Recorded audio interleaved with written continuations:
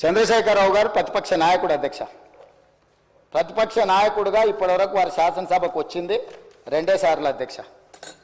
వారికి పోయిన డిసెంబర్ 23 నుంచి ఇప్పటి వరకు వారికి ఇచ్చిన జీతం అధ్యక్ష 57,84,124 రూపాయలు అధ్యక్ష.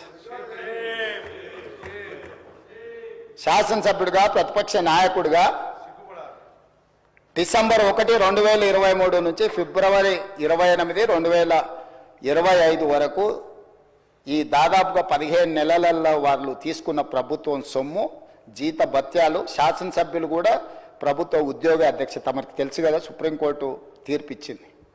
వారు 57,84,124 రూపాయలు జీత భత్యాలు తీసుకున్నారు అధ్యక్ష. 2 సార్లు ఇక్కడికి వచ్చింది, ఇప్పటి వరకు ఎక్కడికి వెళ్ళలేదు అధ్యక్ష. ప్రభుత్వ జీత భత్యాలు తీసుకొని ప్రజల్ని గాలికి వదిలేసి తెలంగాణ రాష్ట్రాన్ని కర్మకు వదిలేసిన ప్రధాన ప్రతిపక్ష నాయకుడు ఈరోజు వాళ్ళను ఇట్లా తయారు చేసి రేబీస్ వ్యాక్సిన్ రియాక్షన్ వచ్చినట్టుగా వాళ్ళు వ్యవహరిస్తుంటే ఏం చెప్పాలి అధ్యక్ష?